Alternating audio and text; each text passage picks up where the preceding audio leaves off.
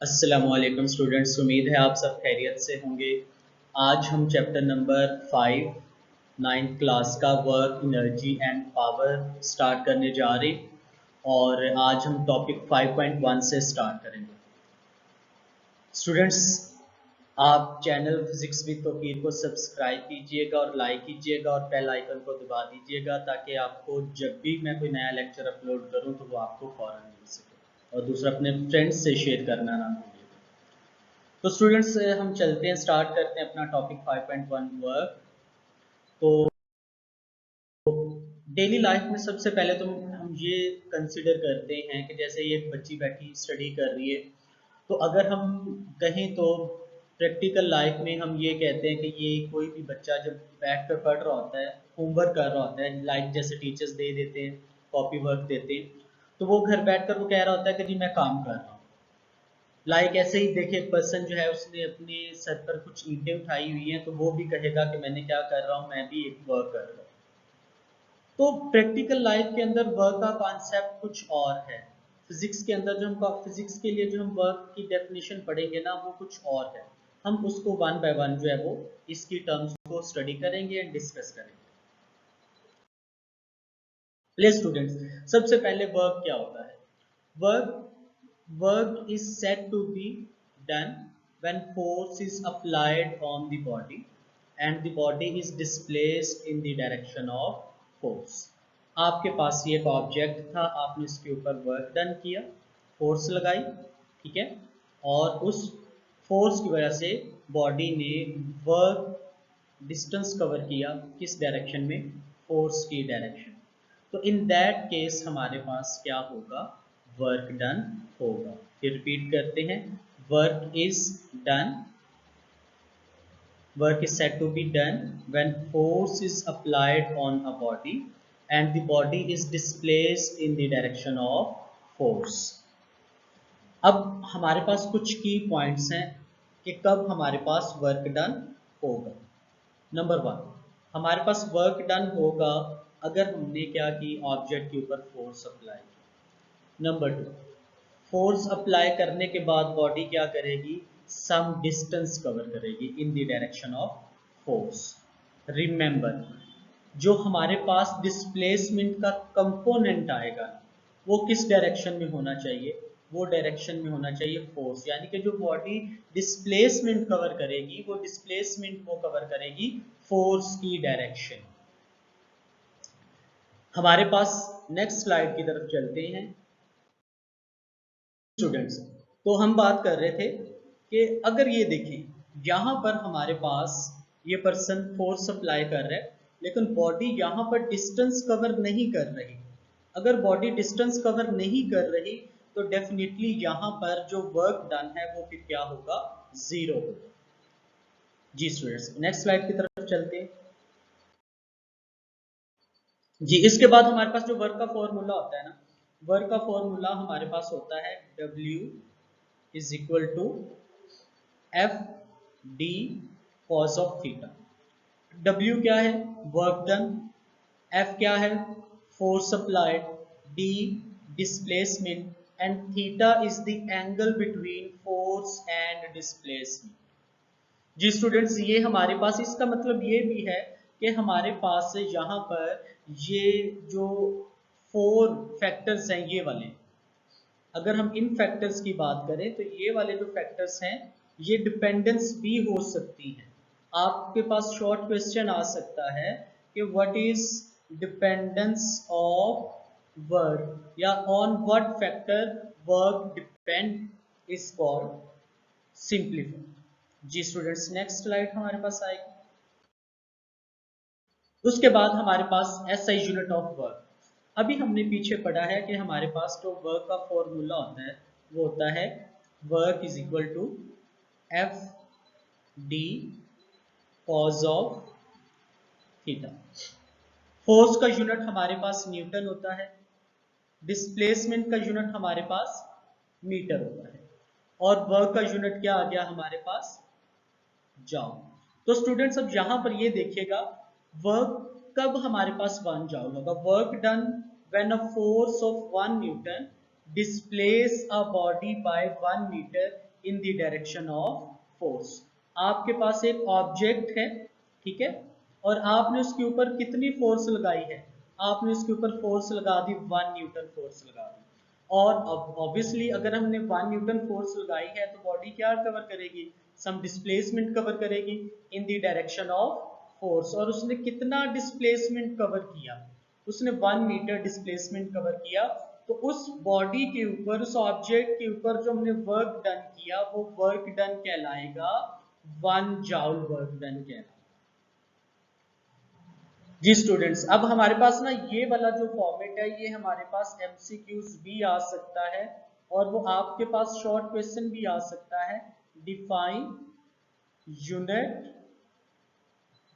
Define unit of work.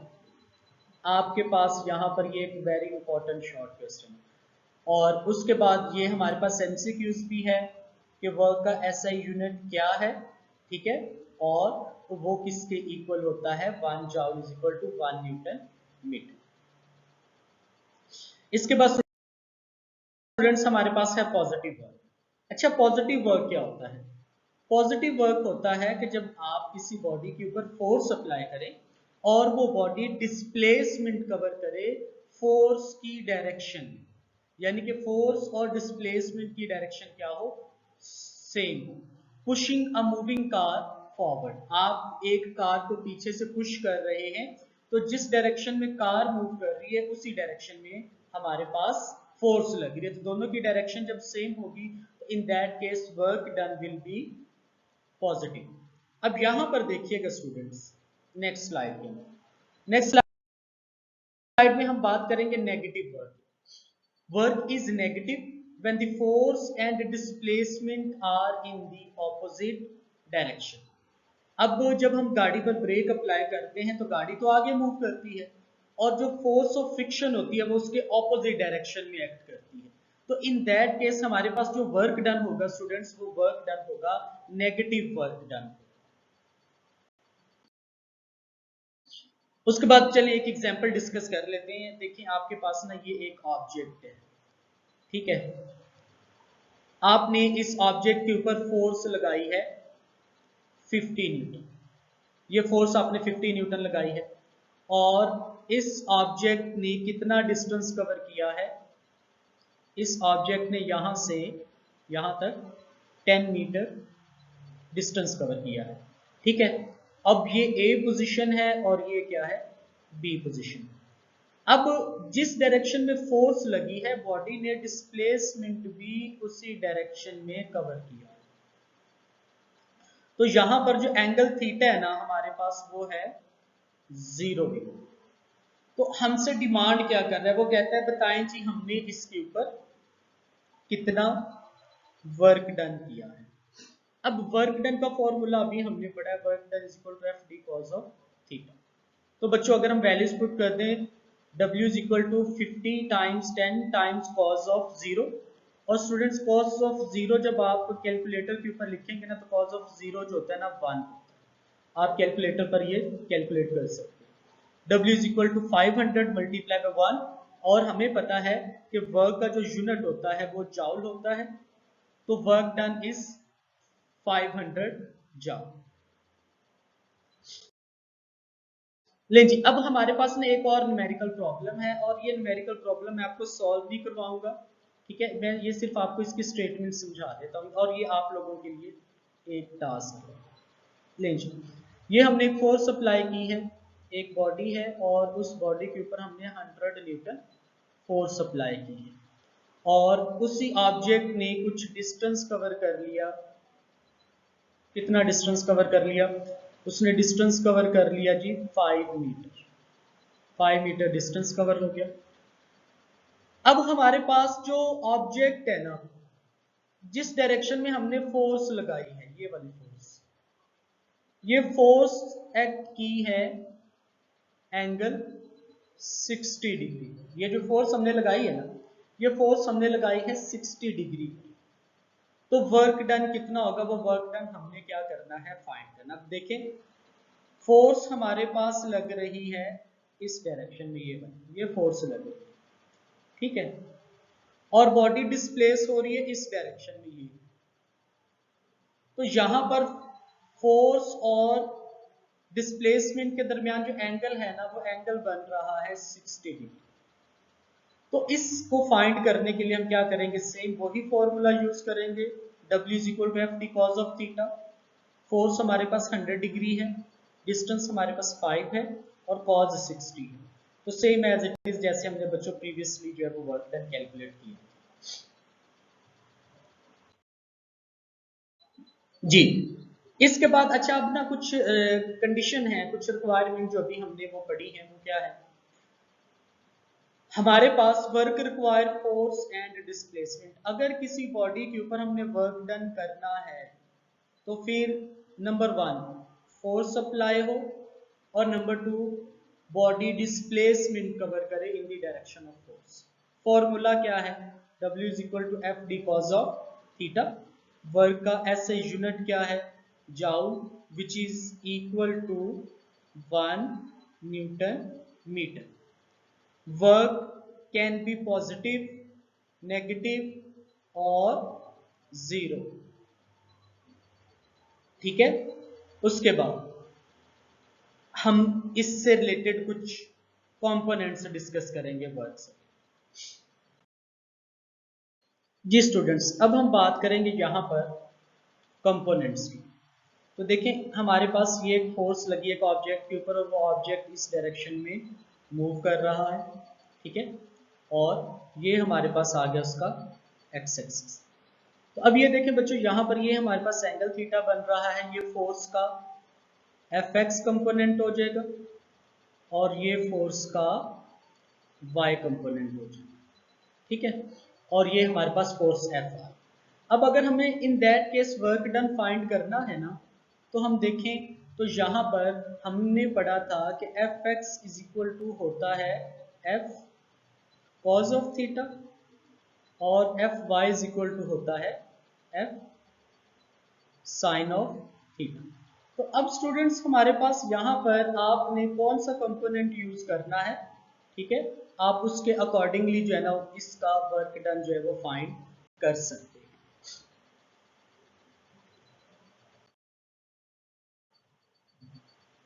Ji students, अब यहाँ पर देखिएगा कि हमने क्या करना है, वर्क डन को डिस्कस करना है और वर्क डन को डिस्कस करने के लिए हम क्या करेंगे, एक स्पेशल केस स्टडी कर लेंगे।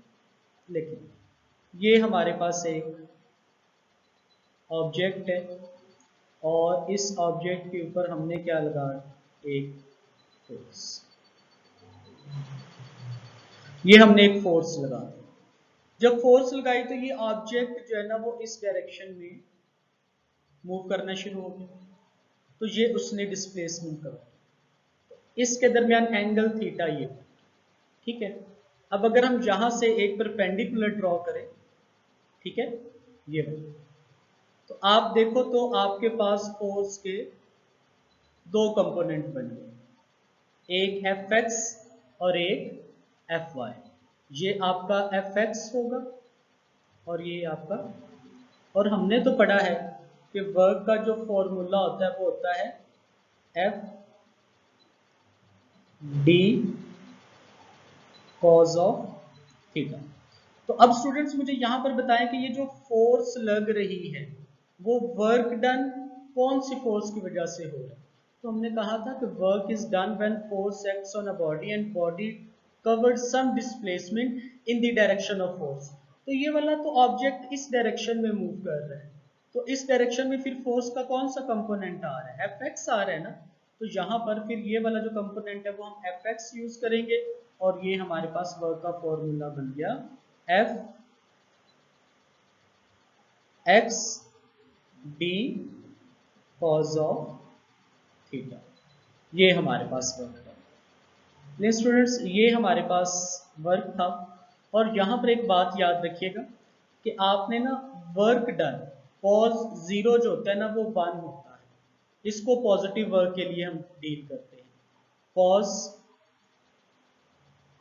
180 जो होता है वो हमारे पास -1 होता है और उसको नेगेटिव वर्क के लिए यूज करते हैं।